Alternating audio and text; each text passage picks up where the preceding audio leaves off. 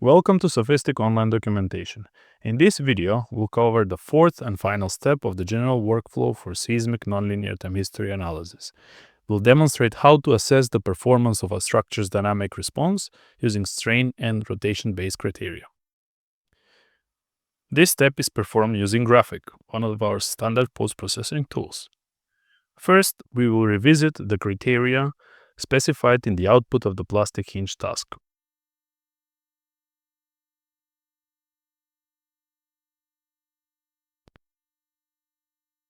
For strain-based criteria, recall that we defined three performance levels for each materials, with fully operational level indicated by PL3, up to life safety level indicated by PL1. These criteria are also represented into the moment rotation workflow of the plastic hinge.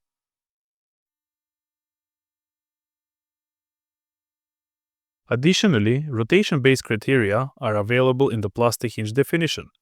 P indicates the yielding capacity has been reached, U indicates the ultimate curvature, and X indicates failure. The plastic moment in this case is just below 6,000 kN/m.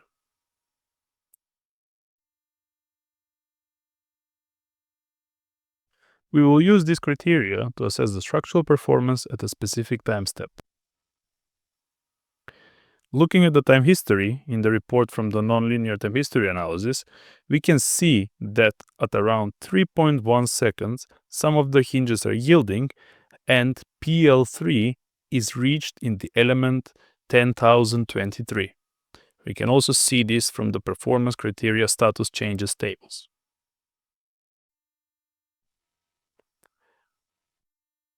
Now let's switch to Graphic, where we will review first the strain-based performance levels.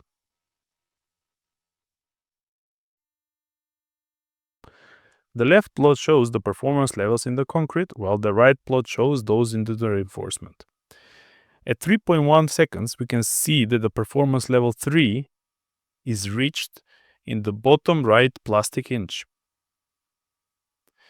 This corresponds to a strain of 10 per mil in the reinforcement in this location. For the concrete, none of the performance levels have been reached. We can also examine the rotation-based criteria by looking at the performance index at the same time step.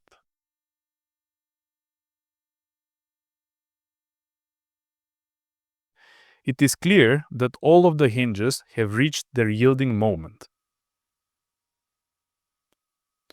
If we check the bending moment in the plastic hinge on the left, we can confirm that the plastic moment, just under 6,000 kN, has been reached.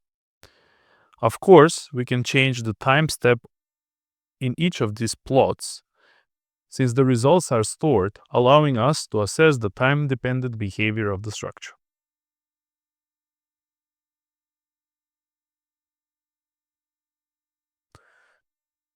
With that, we conclude this tutorial on the seismic nonlinear time history analysis workflow. Thank you for your attention.